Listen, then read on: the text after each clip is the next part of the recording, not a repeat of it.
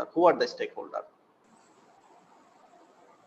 So in this concept, I earlier said that about the 4 basic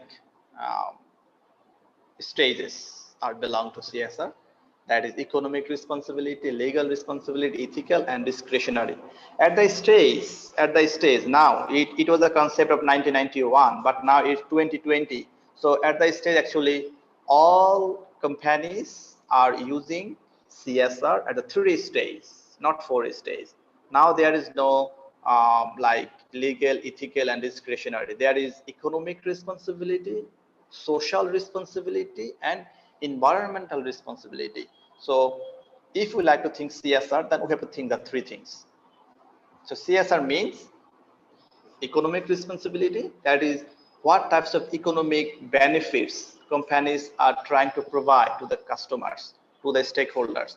In the same way, whenever they are doing business, they have to think about the environmental responsibility. What types of environmental activities they are providing, what types of environmental measurement they're using, whether the company is using renewable energy or they are using coal-based energy, whether the company has any attempt to reduce CO2 or carbon emission or not. So that is the main factor whenever we are dealing with CSR strategy.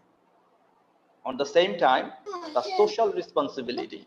Social responsibility, it indicates about the company's social performance, how they are creating employment opportunities to the stakeholders, how they are providing transparency, that is anti-corruption things in their business policy, and also what about the company's product responsibility, and probably what about the company's diversity issue, like equal opportunity, women empowerment, labor protection, health and safety to the workers. So all of these issues are involved with the social security or social sustainability. So in the modern stage, whenever we are dealing or we are discussing or defining CSR, we believe or we like to patronize the 3 elements: economic responsibility, environmental responsibility, and social responsibility. And three parameters will define or will decide how the company is socially responsible company or non-socially responsible company. This is actually the evolution of CSR. CSR concept or philanthropic concept is just not now. It was the 18th century, it was 19th century, and 20th century it is most updated now. And if we know that in 2010 there was an accident happened in oil spill, ExxonMobil, the company, the ship was destroyed in the ocean, and it was a huge impact on the sea animals. So like this, people were very much arguing of the company, and at a time the company's share price was dropped, and the mobile company apologized to the people, and the company's CEO was resigned because of this accident. So these are the movement, and nowadays CSR is also very much useful in social media. So many companies are very much concerned if they have a negative review or if they have a negative thinking from the consumer. Suppose YouTube channel, sometimes consumers are making a news in the YouTube or making a post in the Facebook, the company's product is not good, it is very bad for health, bad for them, it has a negative impression of the company in the market. So nowadays companies are very much concerned of this issue, and they are trying to manage these types of things. And this is the power of a stakeholder. If stakeholders are very much concerned, and if they are united, and if the stakeholders protest against these types of issues, then companies are bound to change their policy. And if you like to think about the different environmental groups in the world, and if I like to give an example, in Bangladesh, last 5 years earlier, there was a coal plant. The government is like to introduce coal plant, but you know, the coal is the most difficult energy generation procedure because it produces the highest amount of CO2. That is very bad for climate change. So that's why many organizations are opposing the government decisions. And this is happening also in India. So that's why many companies are now trying to move their energy production and energy consumption from traditional energy to renewable energy, or also natural energy. That is, we like to say about um, uh, the safe energy. Suppose many country already decided, and that is decision by the COF, that 2030 all companies, all countries in the world have to stop coal production energy, coal related energy. So Indian government is also decided and that's why they're also now making different attempt to stop coal based power plant. They are trying to use renewable energy like solar energy. There are also wind energy. Also the government is trying to introduce some types of like um, it's atomic energy, like these types of energy. It's called safe energy. So whenever we are dealing with CSR, that sometimes it's a question whether CSR is critical or CSR is controversial. That is a basic question. Sometimes people ask, is there any benefit of the CSR concept, or why we like to give CSR? So CSR is critical. It's true, because for profit sector is the largest and most innovative part of any free society economy, because we know we are living in the open market system. We are living in the globalization. So profit is the main motto of the company. So CSR is also like to use increasing financial performance of the company. If company are giving different types of CSR activities, different CSR policy, they are supporting their consumers, they are supporting their workers, then definitely it will help to increase their production. It will help to increase their sales. That ultimately increase their financial performance. So that's right. It is critical. But what about the controversial? It's controversial. Some people like to say it's controversial because I am doing business in the society. I am giving employment.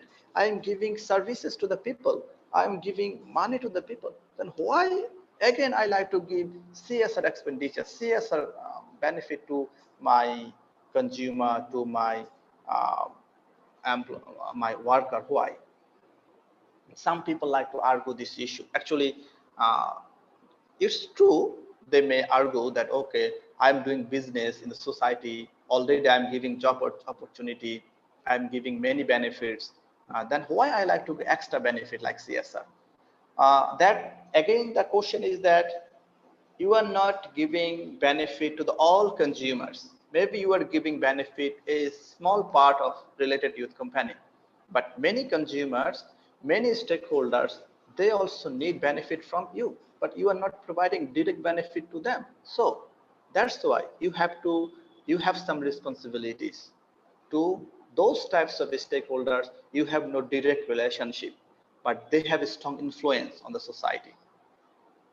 So that's why actually CSR is just not a controversial issue. It's a very critical and crucial issue for the organization to run their business smoothly, to visible their business function in the society, along with to increase their financial performance. So triple bottom line, we know this is very common because CSR and TBL is almost same thing. So CSR, TBL, also sometimes we called it about the sustainability, environmental sustainability, corporate social responsibility, or corporate citizenship. All are the same things. So TBL is also the concept of economic, social, and environmental responsibility. Sometimes TBL is considered 3P, like profit, planet, and people. You are doing something for the profit generation, you are doing CSR for people like society, and you are doing business for the people of the society. So 3P, TBL, CSR, sustainability, both are the same concept.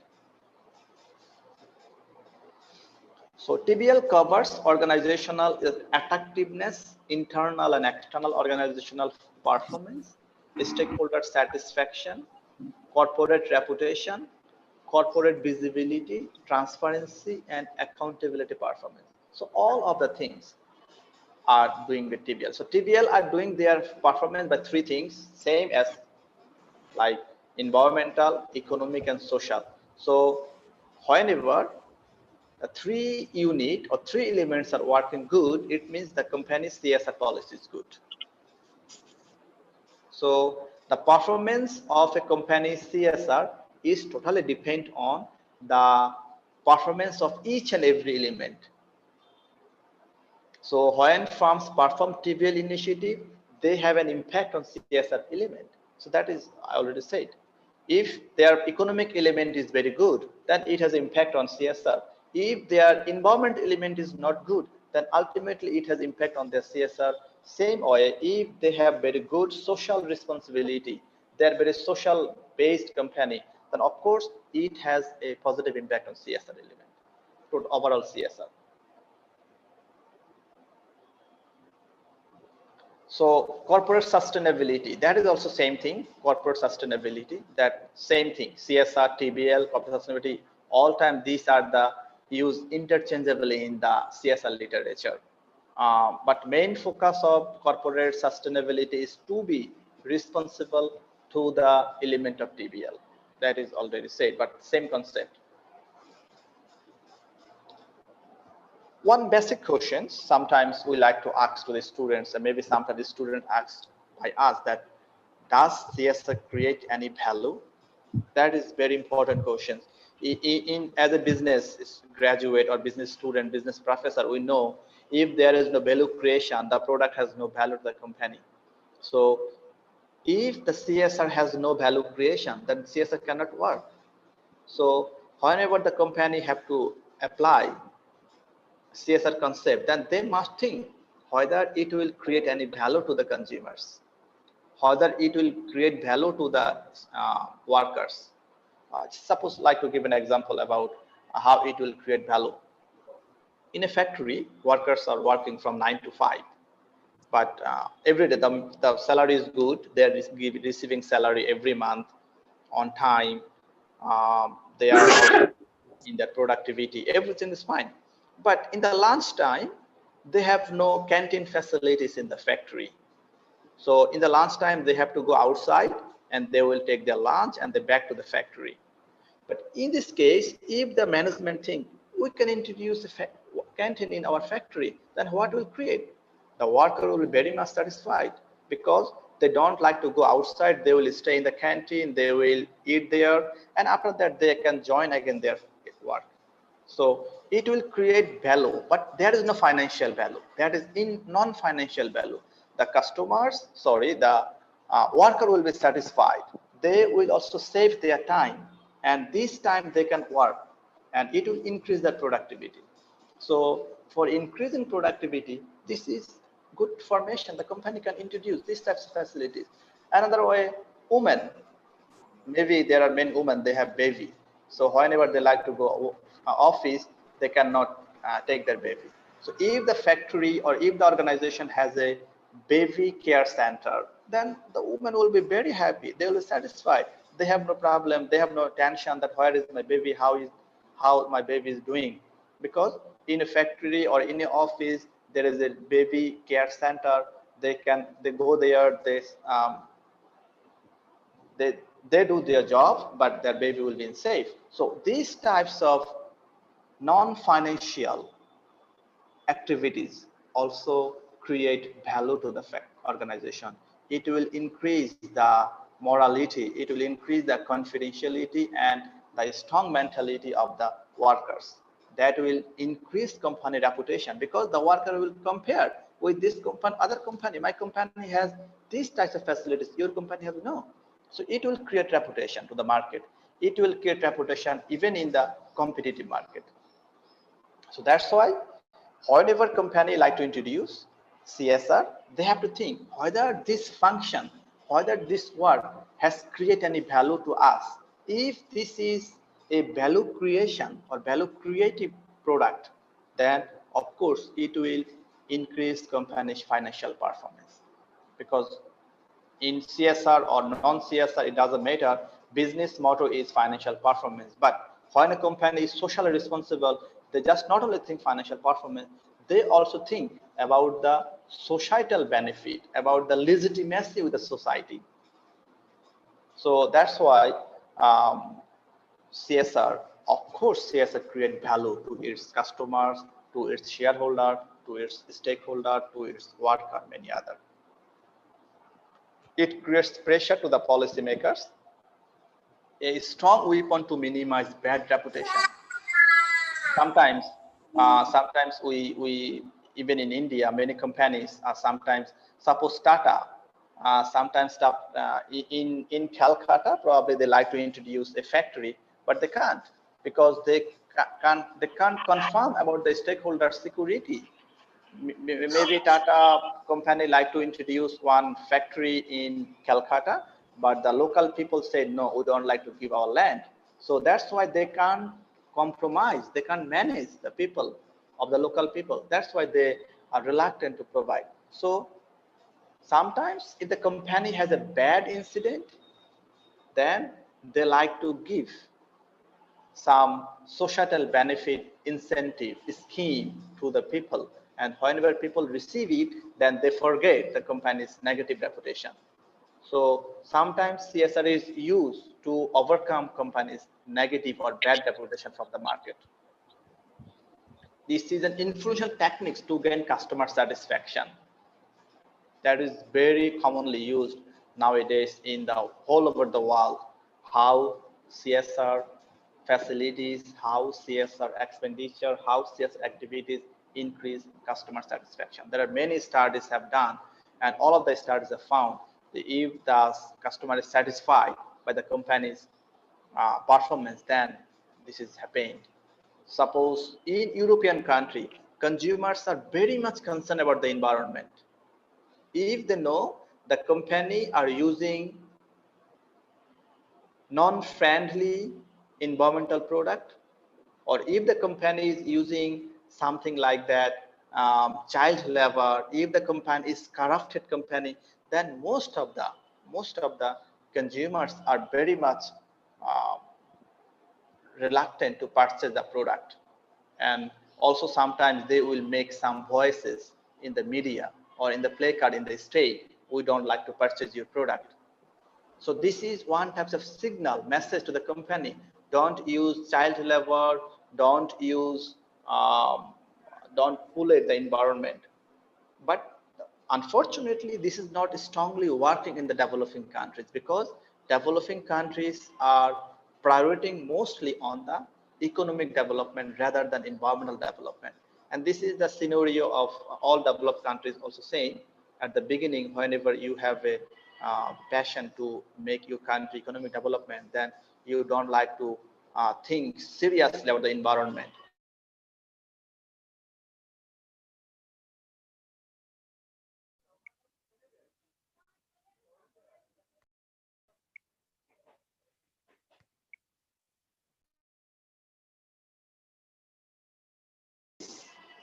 Has a strong influence on customer satisfaction.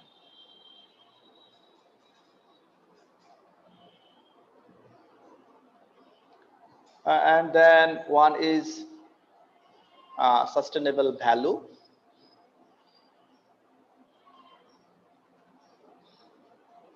Um, Sustainable value chain or sustainable value, it creates about the economic value, social value.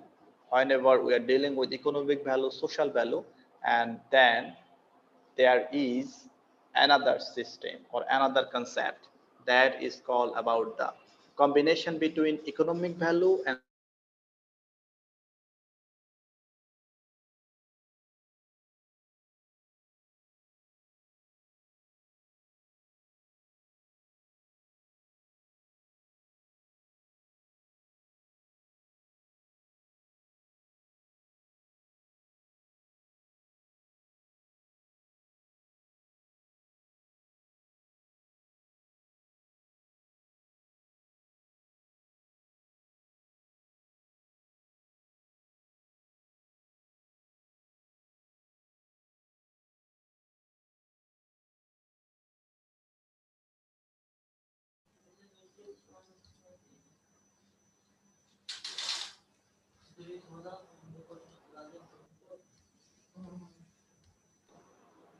However, the company or many other parts are like to think about the CSR, then that is the basic things. What types of sustainable value they like to create? And sustainable value creation is one type of strategic CSR. We will discuss this strategic CSR later. But one of the important objectives of CSR is also create the sustainable value. The value sustainable, we know about sustainable means that to make the world, to make the globe for better develop, better our future generation.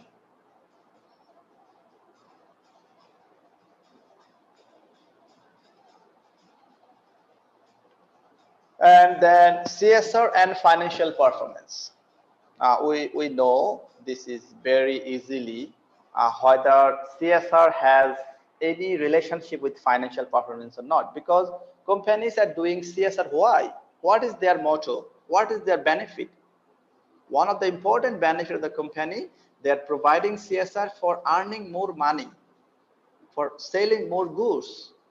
So that's why generally we think that CSR has a positive relationship with financial performance. And but interestingly, in the study, it provides mixed result. Means many studies found that CSR activities increase companies' financial performance. Many studies provide CSR has no relationship with financial performance. But some study also finds CSR has negative relationship with financial performance. And then its relationship with is how many years you are doing CSR activities. If you are doing CSR activities for 1 year, 2 years, then you can't find any types of relationship with CSR and financial performance, because CSR is a long time matter. It's not a 1 year, 2 year matter. It's a long time matter.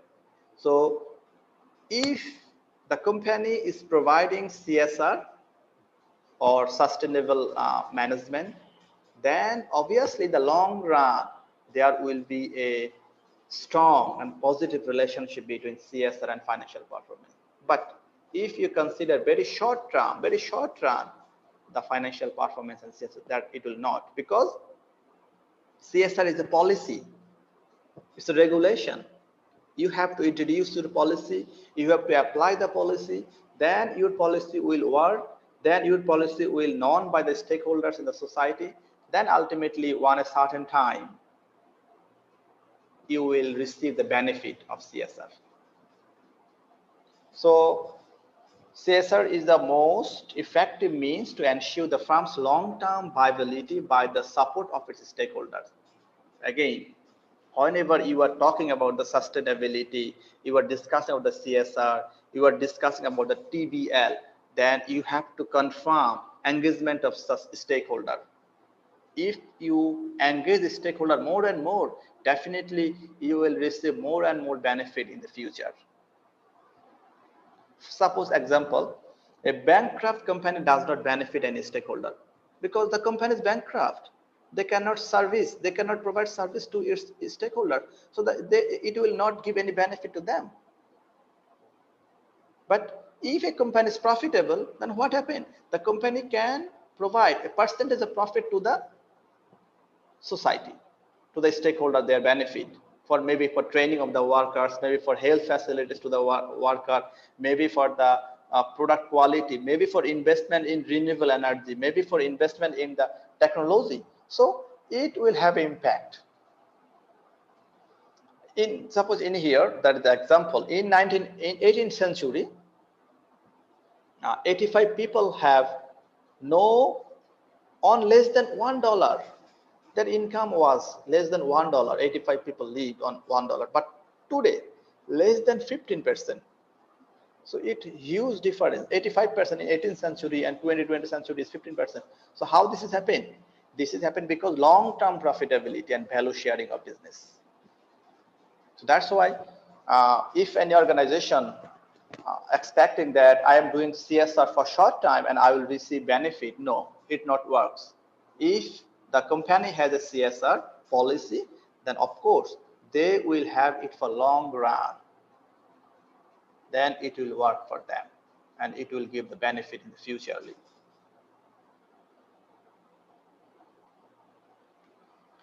And CSR and corporate governance. In here, actually, we know about the corporate governance is the most important part of the business because the performance of CSR is totally depends on corporate governance policy. Corporate governance means the person, the element who rule the company, who decide the company's decisions, who provide decision of the company, how the company will run. So the performance of CSR is also totally depends on the performance of corporate governance. Whether the corporate governance elements are motivated to provide CSR or not. If they are motivated, if they're thinking, yes, we have to do something, then of course it will work. So CSR expenditure, investment, performance are driven by the strategy of the management. Corporate financial and non-financial regularities sometimes failed. Environmental performance that lead to the introduction of new rules and standards for corporate accountability, transparency. And in this case, we like to give example of India, the CSR regulation 2014 that they have made. Why? They have made a decision because to protect environment, to protect society.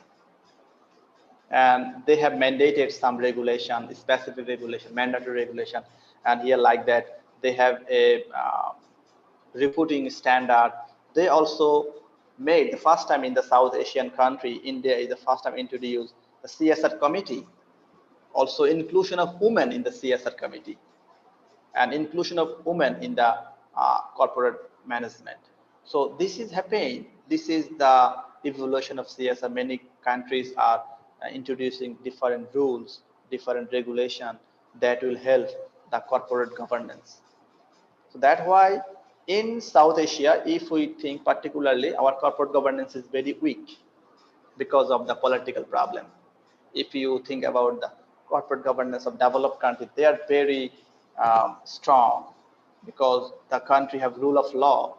But unfortunately in South Asian countries, there is absence of rule of law. There is a huge problem of political government and corruption. That's why our corporate governance is problematic. That's why CSR is actually not working effectively in the developing countries because the corporate governance in developing countries is not perfect, is a problematic. Sometimes it is controlled by the political party, sometimes it is controlled by the family member, sometimes it is controlled by the mafia people. That's why they are thinking for their own benefit rather than a social benefit. That's why in South Asian country, even in India, even in Bangladesh, even in Pakistan, even in Sri Lanka, the corporate governance is not so strong. That's why the CSR is not in a strong position like developed countries. But the good thing is that the environment is changing because stakeholders are now very much knowledgeable. They know about their right. They are sometimes demand, you can't do this, you can do this. And now companies are trying because of the government pressure. So another thing is the current business world is vulnerable in terms of climate issues such as global warming. Those strong and creative corporate governance structure and applications are crucial to solve the prevalent environmental challenge. Global warming is a big problem for Bangladesh, also a big problem for India. So how can we solve the problem? Because in the world, more than 70% CO2 is produced by 3 countries, including India, China, and US. So the remaining world is producing less than, exactly it's less than 40%. But Bangladesh is #1 climate affected country in the world, though the country has no contribution in CO2. So that's why now many developing countries are raising their voice. We are not responsible for global warming. So why we will be lose our economy? Why we will lose our GDP or our external benefit? You have to pay for this. And that's why sometimes we know that carbon pricing, carbon trading system is introduced. or sometimes ETS, emission trading scheme, that is introduced in many countries. ETS, you have to sell your extra credit, carbon credit, to other country, and you can receive money. So these are the actually some characteristics of South Asian three countries, Bangladesh, India, Pakistan, the corporate governance characteristics. Suppose ownership structure. Bangladesh, it is mixed. Majority share held by sponsor group is like family group, family member. India, majority share held by the parent company, it also like family-based company is the parent company. Pakistan, mixed. Also majority share held by associate company, that also like as. So the characteristic is almost same, because we are the British colonial. That's why most of the things are common in the in our most of the countries. And board size, how many board members could be in a board? In Bangladesh, at best 20 and at least 5. India, 15 and at least 3. And Pakistan, not more than 7. Independent director, that is the important indicator in the corporate governance, is 1/5. And India is 1/3, and Pakistan is not more than 2. And female director, in Bangladesh, there is no provision. Female director, but in India there is a provision, at least one female director must be in the board. Pakistan also one female director in the board. CSR committee, in Bangladesh there is no provision for CSR committee, there is no rules, there is no guidelines, but in India it is mandatory. Every company must have a CSR committee, and in the CSR committee there must be a person of female director. And in Pakistan is voluntary, there is no rules. If the company like to think, they can make a voluntary, but there is no mandatory. Only in South Asia, India is the mandatory regulation for CSR committee, for female director, and for CSR activities.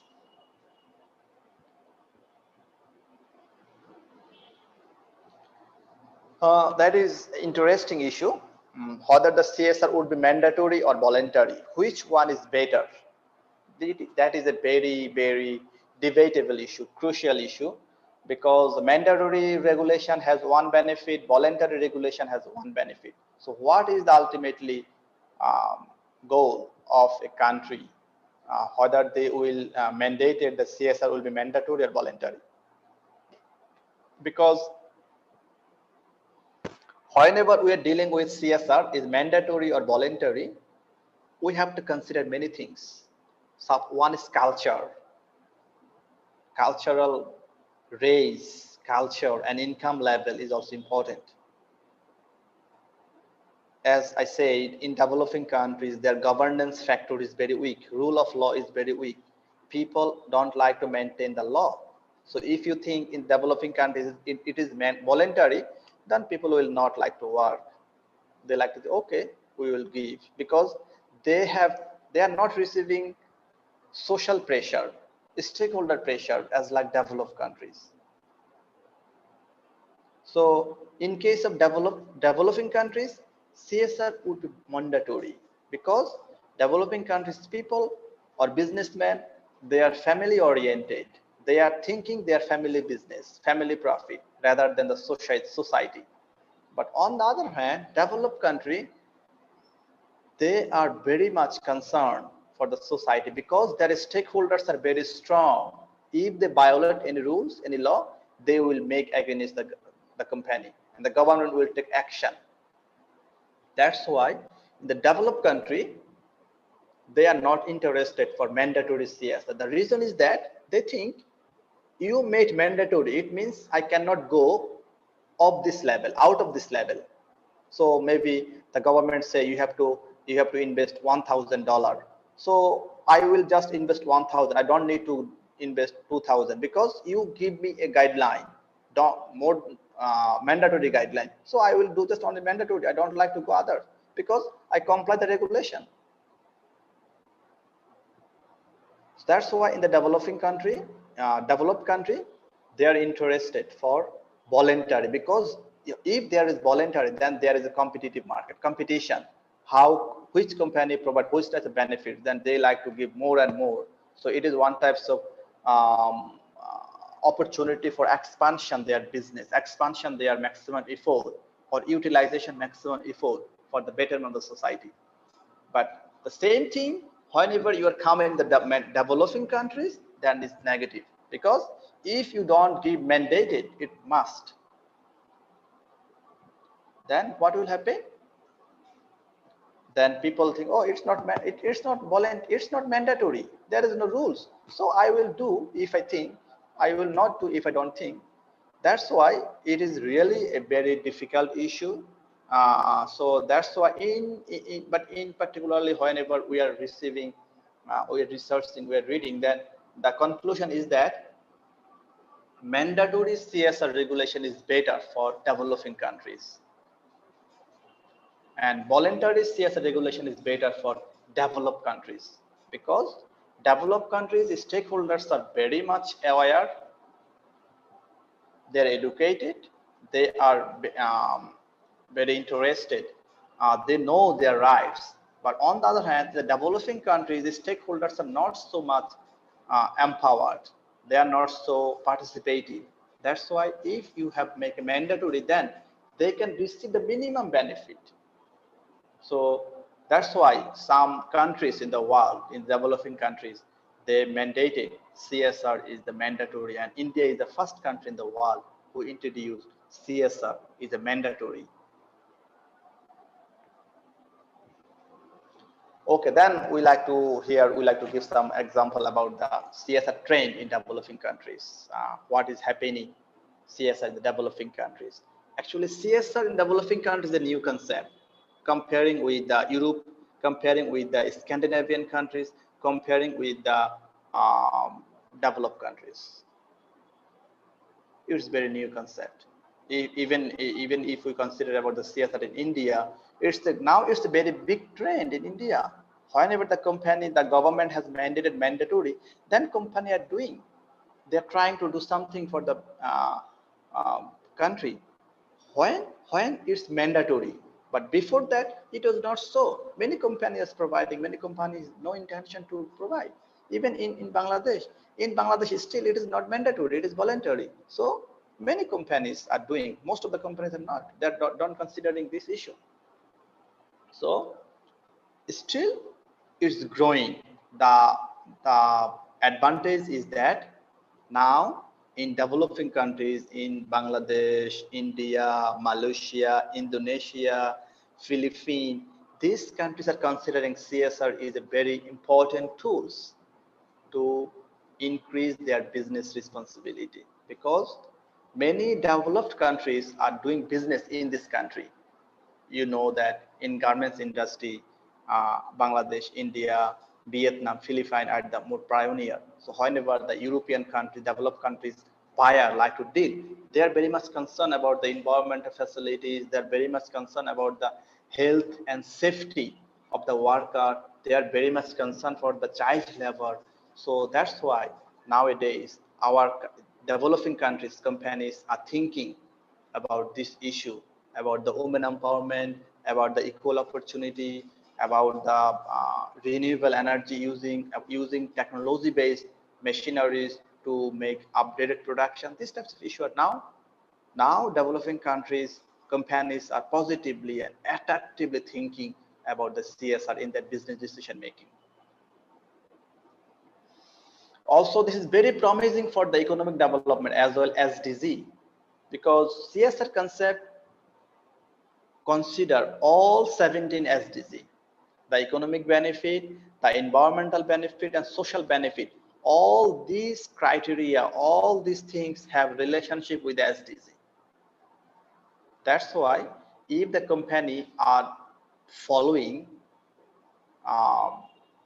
CSR, then anyhow they are also doing SDG goal. They are also working for SDG, attaining SDG goal. Most of the developing countries are using CSR in their business management to gain benefit as well as solving social and economic problems. CSR is very active platform to raise social awareness in terms of product responsibility, corruption, occupational health and safety, employment, diversity. equal opportunity. So very useful to solve environmental problems by reducing carbon emission, using renewable energy, water consumption, biodiversity issue. So whenever companies are using their environmental sustainability or CSR concept, then they may think how to reduce paper, how can they use their resources in online facilities, how can they reduce water consumption, how can they protect the plant and animals in the society. So all of these have impact, and it will more work if the consumers or stakeholders are educated, if they are aware, and if there is a pressure from the stakeholder, then company is bound to follow the CSR regulation.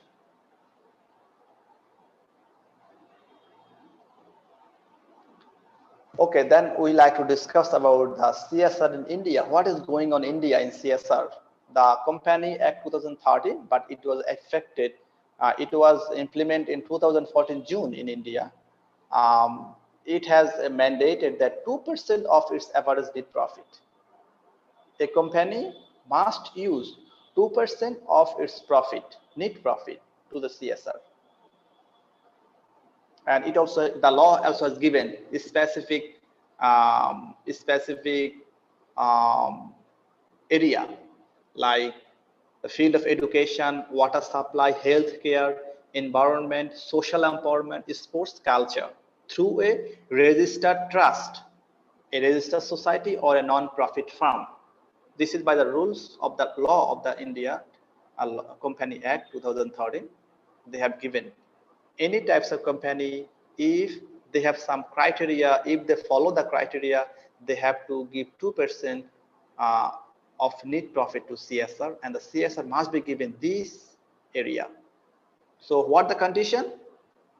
The condition is that net income, net worth of rupee 500 crore or more. If the company capital is more than 500 crore, then they have to pay 2% CSR, or turnover of 1,000 crore rupee.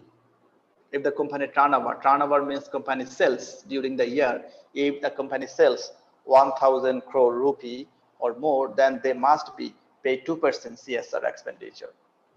And last, or net profit of 5 crore. So if a company follow 3, among the 3 anyone, then the company must be contribute 2% of their net profit as CSR. And I think you also know that the Company Act 2013 was amended in 2019, and that is also very strong message the government given to the company, because some companies are violating the rules. They're not providing 2% CSR expenditure to the society or some areas. Then the government in 2019, they amended the rules, and it is very strict. What the rules that given is, unspent CSR money in a financial be transferred. If the company cannot spend 2% CSR money, they can't use the money. They have to transfer the money to the next year. This remaining fund must be used within 3 years. So if the company has some money they can't use in the CSR, then they have to use the money within 3 years. If they can't use within 3 years, they have to transfer the money to the government fund. Then government will use the money for social purpose. And the most important and the most, it also like to controversy, because many management organization in India oppose the government decision, because the government made rules, both the company and the entrusted individual failed to follow the rules, then the company will give fine 50,000 or 25 lakhs rupee. this is fine. If any company or entrusted body violate the rules, then they have to give fine. But the most controversy is that they also amended that not only money, but also jail for 3 years. The amended also make the defaulters liable for imprisonment up to 3 years. And many business organizations make argument about the jail. They said fine is okay, why you like to give jail? But it gives a strong message to the businessman. So the 2019 CSR rules make a very strong message to the businessman, because if they like to violate the rules, then they have to go for some punishment.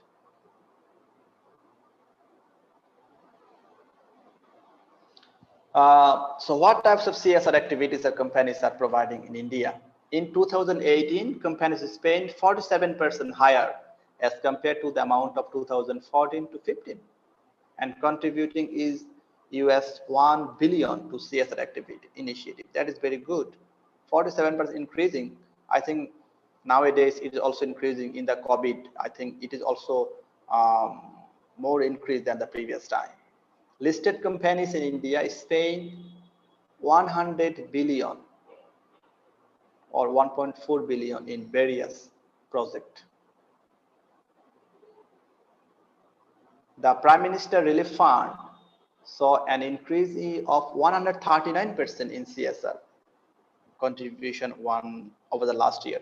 Actually, that is, I don't know you have any idea of this. I think this is the most controversial. Why people like to give 139% increase than the previous year. I have a discussion in the next slide, probably political CSR. That is also a problem of CSR. Sometimes companies are providing political persons money for the receiving some benefit from the government.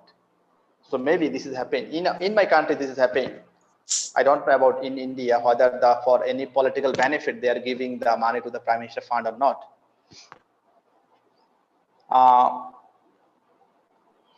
The education sector received the maximum funding, 38%. After that, hunger, poverty, and healthcare received 25%. Environmental sustainability received 12%. And rural development received 11%. But unfortunately, programs such as technology, incubators, sports, armed forces, reducing inequalities saw negligible spend. So education, health, environment, rural development is very good in India. Companies are spending more and more money in this area. Unfortunately, for technology advancement, sports, for reducing inequalities, there is very negligible contribution. By the way, since 2014, we also find many people done many study in Indian CSR. In our academy, we find it's good, it's growing, it's good, it's growing, and it's covered a huge amount of people, rural people. Also, it creates many employment opportunities. It creates old people settle house. So many types of benefits are providing Indian companies. And this is why this is the benefit of mandatory rules. If this is voluntary, then I think the present benefits can't be possible. So this is the one of the example. Whenever we like to cite, we like to reference, we like to discuss in the benefit of mandatory and voluntary CSR. We sometimes, or most of the times, we give the example of India. The India CSR is now increasing, and people are receiving benefit because this is mandatory.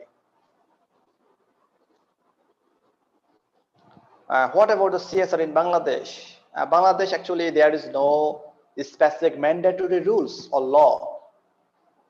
According to Company Act, according to other act, there is no specific law of the CSR. But in Bangladesh, Bangladesh Bank, the central bank, made rules to the financial sector. for CSR contribution since 2009. And before that, Ministry of Finance, they have circular a note to all the companies that if you contribute CSR, they have given some area, then you will enjoy tax benefit. It was 10% tax rebate if the company providing CSR activities or CSR expenditure this sector, then they will receive 10% tax benefit or tax rebate. So sometimes this is working, but actually now the Bangladesh CSR field is very good in financial sector because of the Bangladesh bank regulation, central bank regulation. Central banks made a specific framework, they made guidelines, they made rules, or they also overviewing everything. That's why all the banks and non-bank financial institutions are providing, anyhow they're providing very good amount of CSR in the field of education, health, and some other factors. But other than financial sector, non-financial and other sectors, the contribution is very minimum.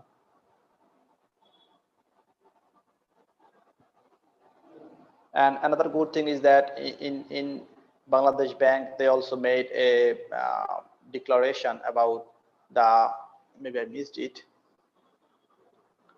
about the green finance, right? Green finance. They also declared in 2016 that every bank have to invest in green finance. Also, they have a regulation that every organization must create a climate change risk fund, and they have to invest in this fund. According to the rules, education 30%, health 20%, climate risk fund 10%. This is given by the rules of the Bangladesh Bank. If any organization have CSR,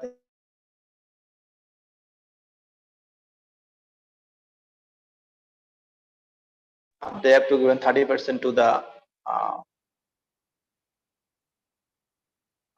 education, 20% health, and 10% to the climate fund. So again, Bangladesh Bank made a regulation that is very interesting and very crucial and very important for the country. That is green investment. They said that every bank, and the rule is mandated from 2016, every bank, they have to provide 5% loan to the green fund. So from their all of their capital, they have to at least 5%, minimum 5% to the green investment. But unfortunately, I have been working on the issue about the climate investment in the Bangladesh 2014 to 2019. But in my analysis, I didn't find not a single bank provide more than 1%. But then that is the problem, because it's not mandatory, it's voluntary. So bank can't do anything, because Bangladesh Bank is providing the rules and arguing all the banks, please do it. But if they don't do, they have nothing to do because it is voluntary. And in this case, India is better than Bangladesh because they have rules mandatory, and if you don't follow the rules, you have punishment. That's why companies are providing CSR, and now that's why CSR is very emerging in India. And in among the 31 banks out of 57, 10 financial institutions out of 33 have exposure in green finance in their reporting quarter. So suppose 57 banks, 31 is providing CSR, 33 and BFI only 10. The remaining are not doing any types of CSR contribution, but the bank has nothing to do because there is no punishment system, there is no mandatory system from the bank, from the regulatory body.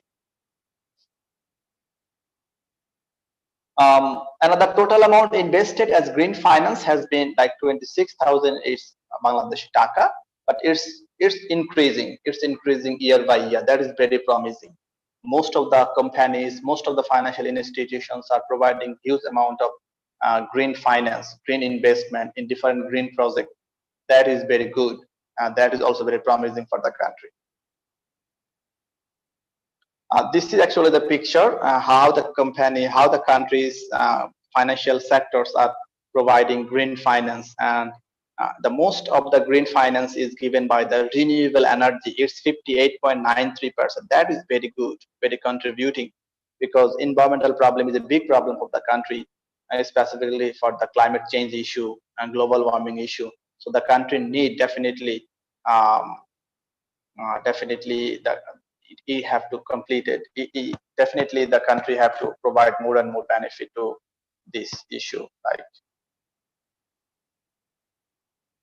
so if we compare about the mandatory and CSR, in my research or in an analysis, we found three countries have mandatory CSR regulation. One is India, another one Indonesia, and Mauritius. The three country has specific regulation that the company have to mandatorily they have to provide CSR expenditure. So in my area, in my knowledge, still now I found in the world three country they have this specific mandatory CSR regulation. So another question that is very valid question: CSR is philanthropic or strategic? So in our view, we think CSR is a philanthropic because we like to think CSR is a donation.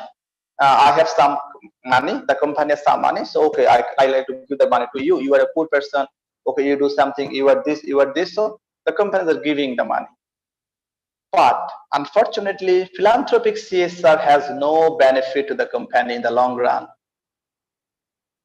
If the CSR is a strategic issue, then it will give the long run benefit, because strategy means you have a plan, you have a vision.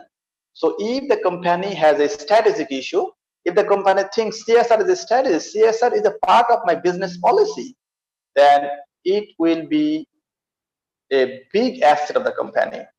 Unfortunately, most of the developing countries companies are considering CSR is a philanthropic. They are not considering CSR is a strategic issue. That's why we are not actually solving many social problems. If the company is thinking CSR is a strategic issue, then they will think more and more deeply. How can they solve the social problems? How can they solve the environmental problems? How can they solve the their worker related problems?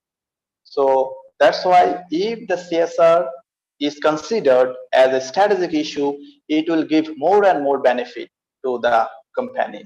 That's why in the developed countries, most of the companies are using CSR as a strategic issue rather than a philanthropic issue. World top 500 company, most of the company has a CSR department, or maybe they have a CSR part where they have a long-term strategy, like for 5 years, 10 years, 20 years. Global CSR practice, we like to give some example about the like Apple, Samsung, Walmart, Unilever, Coca-Cola, and Patagonia. These types of company are world-renowned company. They are very good in providing CSR activities. So I like to give an example about the Walmart. Suppose Walmart is the most top bigger company in the US. They have 200 million customers, more than 10,400 stores in 70 countries. Actually, this information is not updated. 1.4 million people are working. Could you imagine? 1.4 million people are working in a company. 90% of all Americans live within 15 miles of a Walmart. In 2010, the Walmart CEO annual salary of 35 million earned him more than in 1 hour a full-time employee makes in entire year. These are all positive things, but look at in 2000, Walmart was sued 4,851 times, about every 2 hours. It means they have many complaints. So in 2010, Walmart was not like a sustainable company, because Walmart is collecting money, collecting product from third party. So all the third party are arguing that while they are not receiving more profit, Walmart is make them bound to sell goods to them. Also, same time, the Walmart workers make against movement against Walmart because their salary is very poor. They cannot live. And in 2012, Walmart CEO has changed and he has made a specific policy for the Walmart, and it was Vision 2020 where they introduced within 2020 the company will be zero waste company. In 2020, the company will be a 100% renewable energy company. Unfortunately, 2019 the company didn't achieve their target. So, but the company has changed their policy. Their salary is increases of the workers, and also they are giving more benefit to the company suppliers, supply chain management suppliers. So at the moment, Walmart is in good position as a sustainable company. After 2012, before 2012, it was not in good shape. Patagonia is a it's a one type of clothes company, garments company. It's also a very good company in case of sustainability. They have 4 common issue like reduce, repair, reuse, and recycle. So Patagonia, they don't like to waste any product. So that's why the company is very popular, and also this is the top sustainable company in the world. According to 2019, the number 1 top sustainable company is Unilever. Another thing is CSR reporting. Actually, whenever we are dealing with CSR, then we are also thinking about the CSR reporting, because CSR reporting is the most important things for a company. A company report their information to the stakeholders, and stakeholders find their reporting, their annual report, their different types of report, and they find, okay, the company is doing good. The company is providing this. If there is no, like this types of reporting system, then consumer can't understand. So reporting is very crucial. Reporting is very important to know a company's performance, to know a company's initiative, what they are doing for CSR.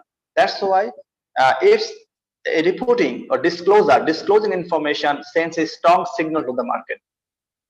Suppose Tata company change their CSR head, they recruit a very strong, energetic, renowned environmentalist as a head of the environmental department. Then what will happen? The market will know, oh yes, Tata company has a very good person who is very much concerned with society. He is recruited as the head of the sustainable business. Then it will make a strong impression in the market, and the company share, company product will be sell more and more. So another is that for reporting, you can engage stakeholders. That will increase social legitimacy. Also, by reporting, you can provide information to the government. We are doing this, and it will reduce your political cost. So that's why one of the important weapons in CSR is that reporting information, and then people can know by reporting, like annual report or sustainability report or integrated report, they can know what types of things are companies doing, and they can provide, they can be more inclined to the company's policy or company's product.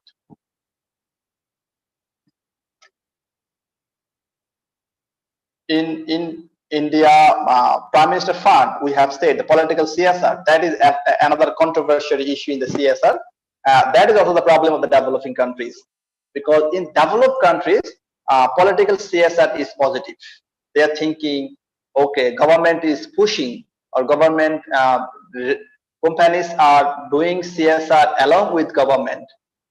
But unfortunately, in developing country, this is not the same, because sometimes political affiliation, earning political power, earning or showing personal interest, many businessmen providing CSR only political benefit, political parties related things.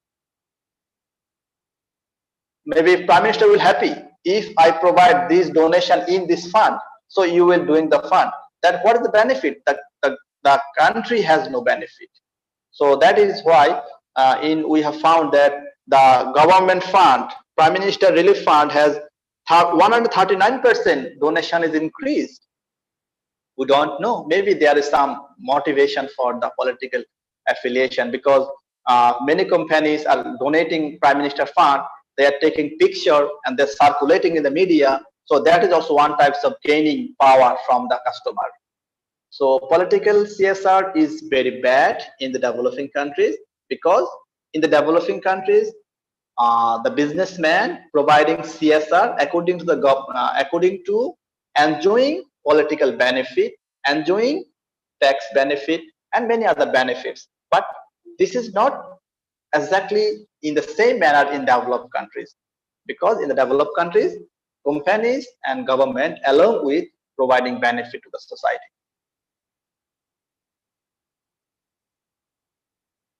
So maybe this is the last part, probably, yeah. CSR and COVID-19. That is a threat now about the world economy, about the SDG, about the export import. Most of the mostly affected by the daily income people, because they are now jobless because of lockdown. Many people has no job. Many companies are already leave many employees from the job. Many employees lost their job. So CSR could be a good weapons to tackle the COVID-19, because CSR is just not only for companies' reputation. But also this is for gaining, receiving social benefit, giving social security, giving social environment that is very good for the people. So how the COVID-19 pandemic will affect the UN Sustainable Development Goal, that is a big issue, and definitely it will affect everywhere. Specifically, it has a very negative impact on environmental finance, because nowadays companies are not interested to invest in the environmental finance, because environmental finance investment return is very slow. For traditional investment and environmental investment is both different. Traditional investment is slow. That's why now it is a threat whether the company will continuing their green investment or environmental investment or not. But it is also a great opportunity for the company to shift towards more genuine, authentic CSR and contribution to address urgent global social and environmental challenges. Because many companies, they have fund, they have money. So if they support the society, then people will remind the company, because they are serving in a crucial time. So that is also a good opportunity for the company to give, to provide their support, their benefit to the underprivileged people, to the COVID affected people, to the government, to recover the COVID-19. So in this case, CSR could be a good issue. CSR could be a good weapon. CSR could be an important mechanism of the global company or local company to raise their or to visible their business activities to the mass people. So if the company considers CSR as a strategic issue, and if they provide enough support to the people, COVID affected people, then the company definitely very short time the company will earn more and more benefit. Oh yeah, that's okay. That's actually about my discussion. So I think if you have any query or any question, of course we can discuss, and if we have time or if it is allowed by the our host the program. So thank you very much. Thank you for listening the program.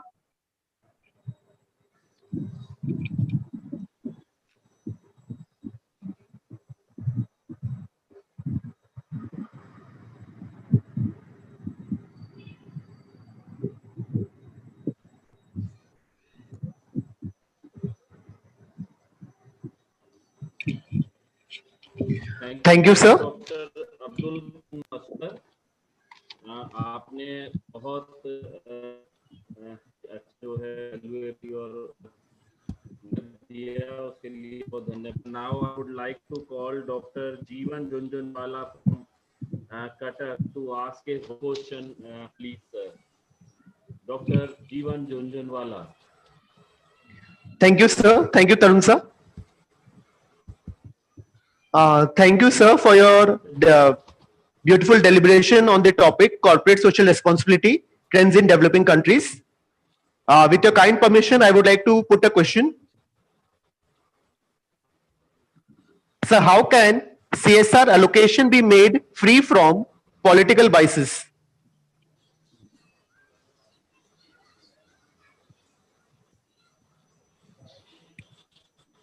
Sir, please unmute yourself. Abdul sir. I am now trying to, okay. Yeah. Thank you very much. It's nice questions. Actually, it's very difficult if we consider these types of things in developing country. Then we have to think about the institutional fairness, like rule of law. If there is rule of law of the country, then there is no problem, because political CSR is very popular in developed country. In Europe, that is very popular, but there is a problem in developing countries because our politicians or businessmen are corrupted. They are not thinking for the society; they are thinking for their own personal benefit. So in this case, I think if you like to think political CSR will be good tool for the developing country, then firstly you have to ensure the strong corporate governance. If there is a very strong corporate governance, then you cannot violate the rules. So my view is that for any developing country like to enjoy for political CSR, then have to strong their internal and external corporate governance element.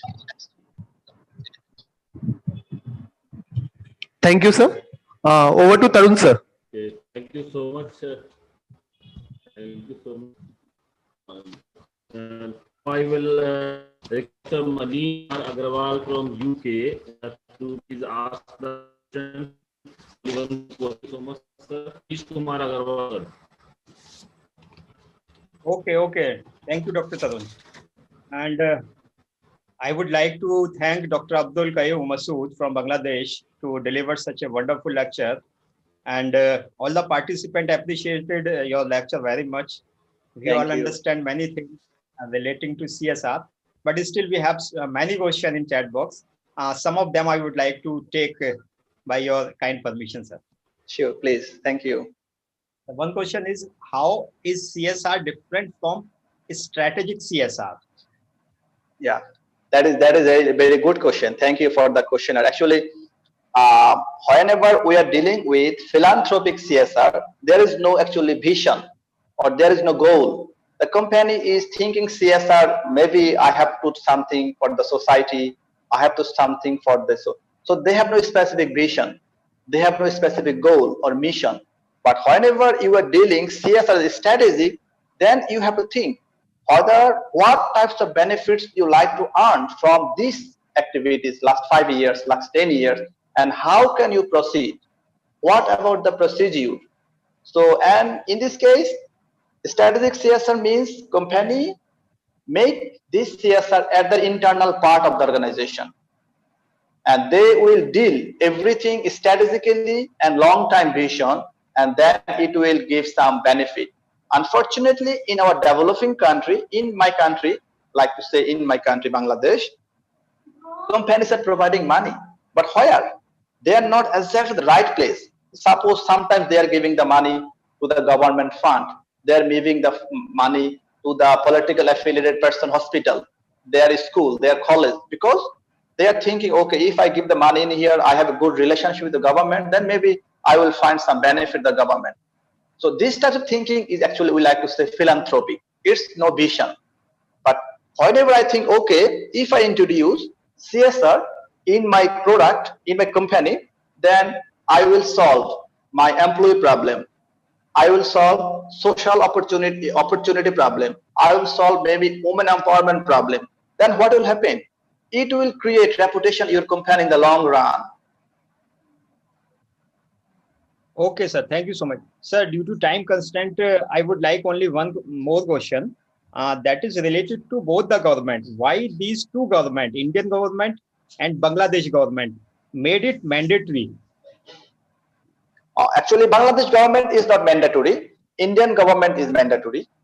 And the reason is that, and I appreciate Indian government decision. And the reason is that in developing country, our businessmen, politicians are not, if we have pressure, then we do it. But in our country, stakeholders like people, consumer are not influential. They're not influential. Everything is controlled by the businessman. So if there is a mandatory, then according to the law, they have to do something. They are bound to do something. But if it is voluntary, if they like, they do. If they don't like, they do.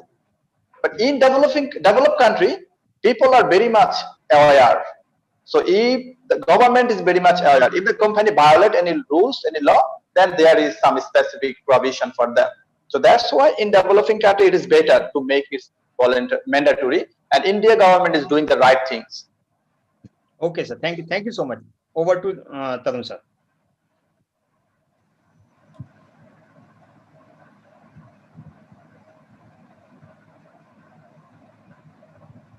Dr. Tarun, please continue.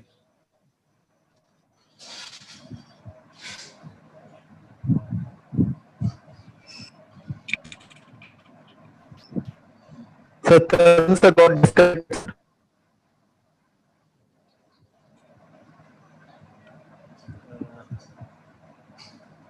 Now I would like to request Chairman of the forum, Dr. Shekhar Sharma sir, to conclude the program for and vote of thanks.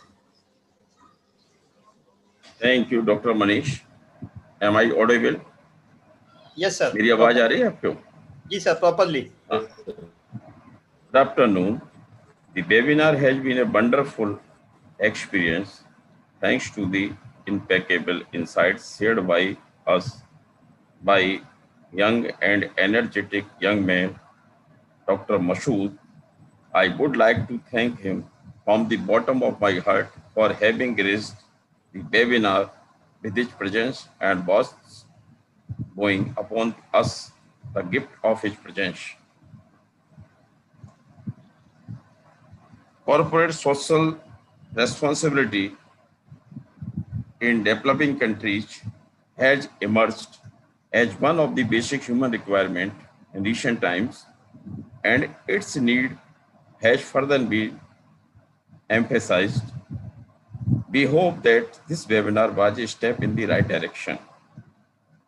I would also like to thank all the members Forum of Commerce and Management Studies, most notably Mr. Jeevan Jhunjhunwala, Mr. Manish Agarwal, Dr. Gagan Kukureja, Dr. Kangal, Dr. Shmita Giri, Dr. Kamlesh Bharadwaj, or all of us,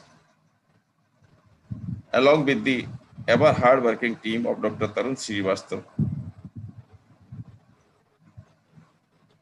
and Tripti Singh for their untiring efforts towards the successful organization of this webinar. Lastly, I would also like to extend my vote of thanks towards the participants who have graced us from different corners of India and the world for having had the patience and curiosity for such an inquisitive topic, which is rather rarely explored, who close to attend this webinar despite the difficult times we find ourselves in. Your continued support and presence is a source for our quest for bringing the fruits and academic discussions to the comfort of your homes, no matter of situation. By God's grace, your continued support will take us a long way in strengthening the standard of commerce and management academia in this country and beyond. Thank you all once again for the wonderful participants, and thank you to our keynote speaker, Dr. Mashood, for blessing us with their presence. Thank you. Thank you. Thank you, Professor. Thank you, everybody. Thank you, all participants.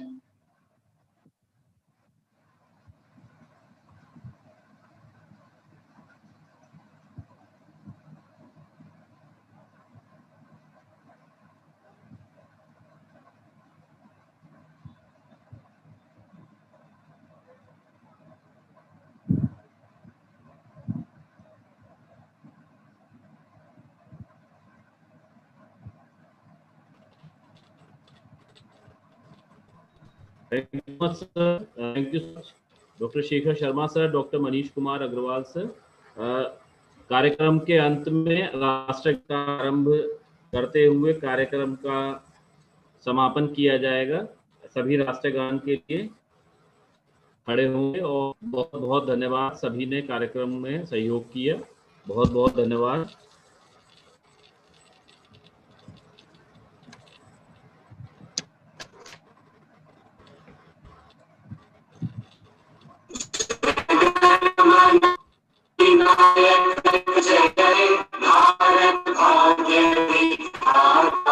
Punjab Sindh Gujarat Maratha Dravida Utkal बंगा विंध्य हिमाचल यमुना गंगा उत्कल गंगा तरंगा।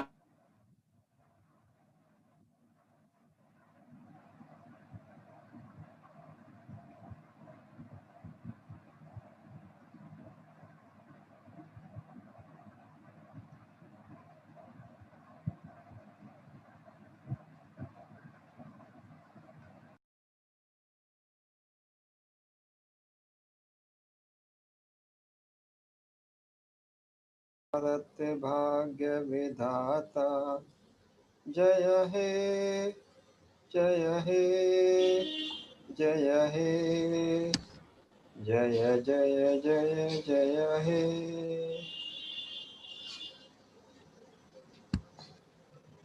बहुत बहुत धन्यवाद आप सभी का, आप सभी लोगों के सहयोग के लिए बहुत बहुत धन्यवाद। मुझे लगता है कहीं ना कहीं आज काफ़ी टेक्निकल प्रॉब्लम्स आई हैं जिसकी वजह से थोड़ा डिस्टर्बिंग रहा है। थैंक यू सो मच, आप सभी ने सहयोग किया है। सभी लोगों के सर्टिफिकेट्स जो हैं उनके पास बहुत जल्दी पहुंच जाएंगे और आप सभी लोगों का बहुत बहुत धन्यवाद। धन्यवाद सर, डॉक्टर जैन सर धन्यवाद, doctor Shekhar Sharma sir, doctor Abdul Qayyum sir बहुत बहुत थैंक यू सो मच।